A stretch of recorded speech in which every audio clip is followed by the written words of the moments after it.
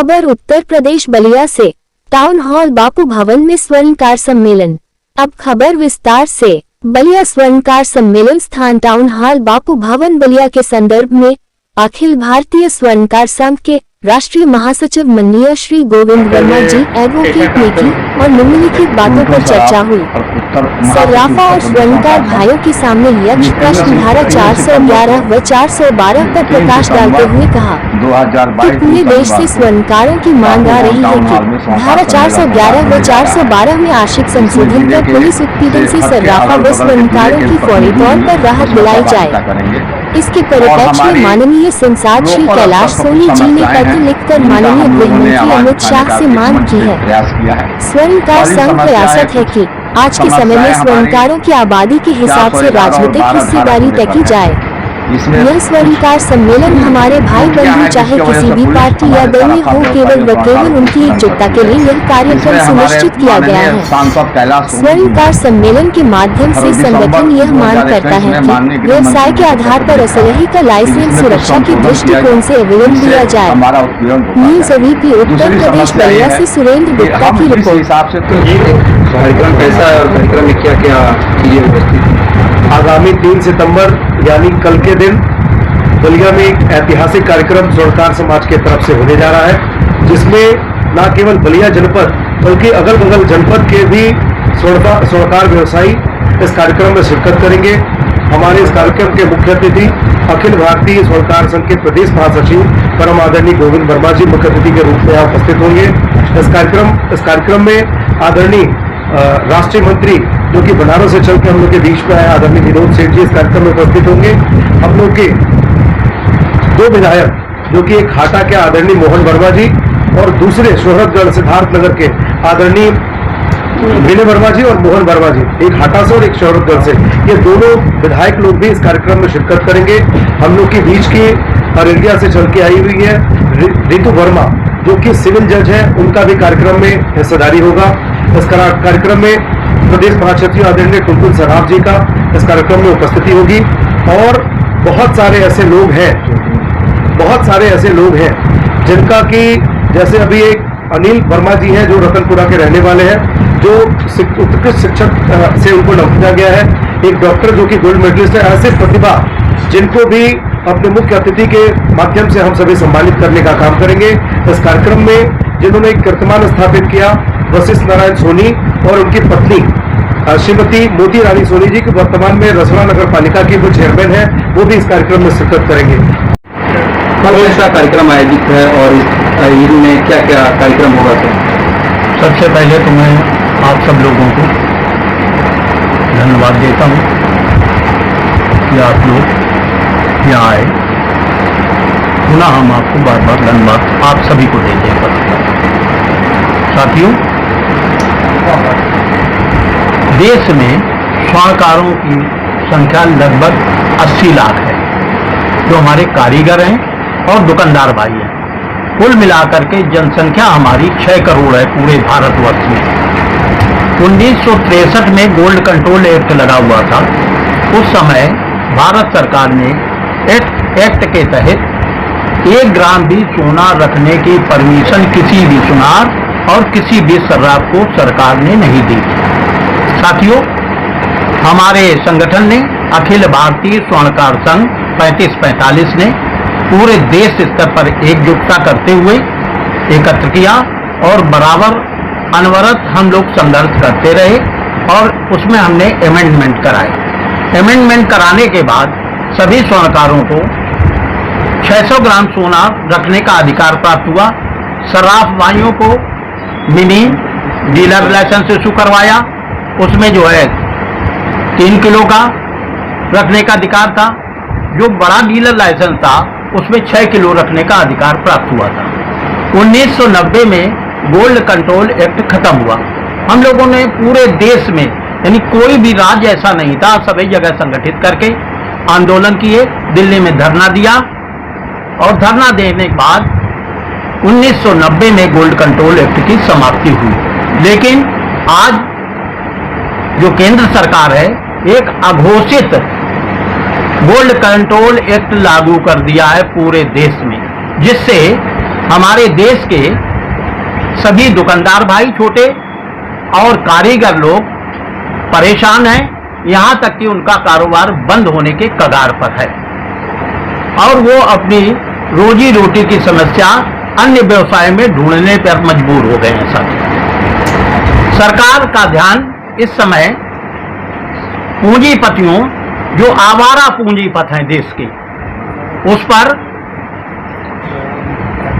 और भ्रष्ट आईएएस अफसर, भ्रष्ट कस्टम के डिपार्टमेंट के आदमी मिलकर के देश में उच्च स्तर पर तस्करी करा रहे हैं। ये मेन पॉइंट है, आप नोट करिए कि देश में बड़े ऊंचे स्तर पर तस्करी हो रही है और तस्करी का कारण है कि आयात कर सोने पर 1% अभी तक था। इस सरकार ने धीरे धीरे बढ़ाते आज आयात कर 12.5% कर दिया सोने पर और 2.5% उन्होंने एग्रीकल्चर सेस लगा दिया, यानी टैक्स, एग्रीकल्चर टैक्स। साथ साथ 3% जीएसटी, 0.75% उन्होंने सोशल वेलफेयर सेस लगा दिया। कुल मिलाकर के 18.75% सोने पर इस समय ड्यूटी भारत सरकार ने लगाई है, जिसके कारण देश में बहुत बड़े रूप में सोने की तस्करी का काम फल फूल रहा है।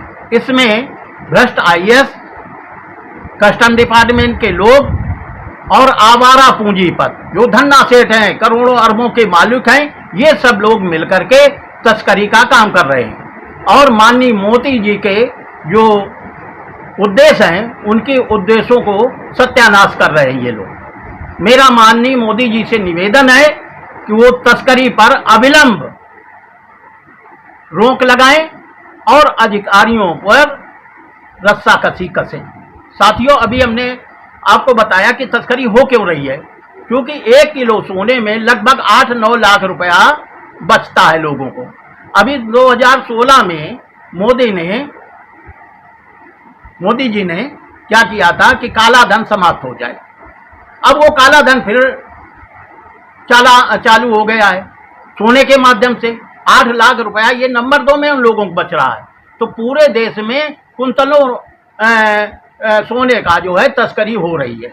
इसमें अभी आपने पढ़ा भी होगा, 2021 में एक आईएएस अफसर, महिला अफसर केरल में पकड़ी गई थी, जिसका संबंध मुख्यमंत्री कार्यालय से था।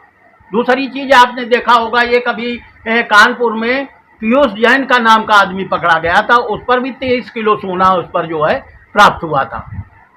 तो हमारा कहने का मतलब, सरकार से हम जानना चाहते हैं कि ये तस्करी का सोना, इतने आपके डिपार्टमेंट लगे, कस्टम डिपार्टमेंट में बड़े बड़े अधिकारी लगे हुए हैं, आईएएस लगे हुए हैं और तुम्हारे इनकम टैक्स लगा है, ईडी लगा है, इस तरीके की तमाम एजेंसियां सरकार की काम कर रही हैं, फिर भी इस पर तस्करी पर रोक लगाने में सक्षम नहीं है सरकार। तो मेरा जो है मोदी जी से निवेदन है कि अविलंब, तुरंत ही, तत्काल प्रभाव से तस्करी पर रोक लगाई जाए।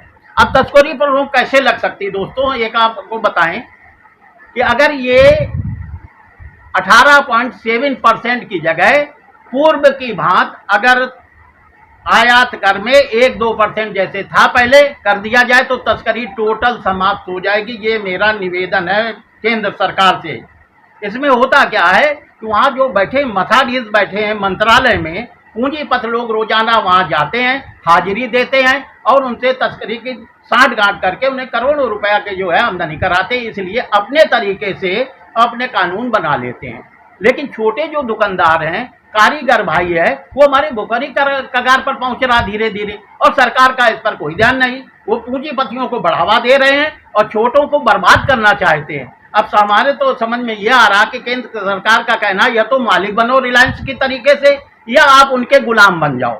तो आज तक हमारा जितना कारीगर था या छोटा दुकानदार था, कोई गुलाम नहीं था, स्वयं कमाता था, स्वयं अपना मेहनत करता था और गुलाम किसी का नहीं होता था। लेकिन आज जो है ये जो है स्थिति बन चुकी है।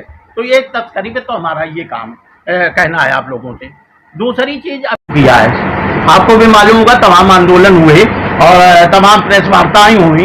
तो हाल मार कानून में आपको हम बताएं कि देश में इस समय 773 जिले हैं, 773। जिसमें हॉलमार्क कानून केवल अभी तक 2 से 88 जिलों में लागू है। यानी कहने का मतलब 15 महीने होने जा रहे हैं, 2 से 88 जिलों में ही हॉलमार्क कानून लागू है। मोदी जी का कहना है एक देश एक कानून। अरे भाई कहाँ एक देश एक कानून है? हमें तो नहीं दिखाई पड़ रहा एक देश एक कानून है। अगर एक देश एक कानून होता तो अविलंब तुरंत ही पूरे देश में एक साथ कानून लागू कर देना चाहिए था। सरकार का कहना है कि वहां पर हॉलमार्क सेंटर नहीं लगे। अरे हॉलमार्क सेंटर नहीं लगे हैं तो कानून बनाने से पहले हॉलमार्क सेंटर की व्यवस्था आपको स्वयं करनी चाहिए थी। आज क्या हो रहा है कि 2 से 88 जिले में तो हॉलमार्किंग सेंटर काम कर रहे हैं। टोटल देश में इस समय प्रेजेंट टाइम पर 1060 हॉलमार्किंग सेंटर हैं 2 से 88 जिले में मंडवत, और शेष अभी 400-450 जो जिले हैं वहां कोई हॉलमार्किंग सेंटर नहीं है। तो जो मुझे पता है बॉम्बे में बैठे हैं, दिल्ली में बैठे हैं, कोयम्बटूर में बैठे हैं, जिनका जो है 500, 600, 1000 कुंतल माल साल में जो है टर्नओवर है, मैं उनकी बात कर रहा हूं। वो लोग सप्लाई कर रहे हैं, अब भी घटिया माल सप्लाई कर रहे हैं पूरे देश में।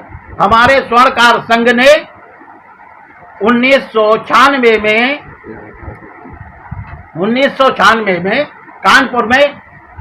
कानपुर में सम्मेलन के समय ये पास कराया था कि कोई भी घटिया माल नहीं बनना चाहिए, इस पर सरकार को कानून बनाना चाहिए।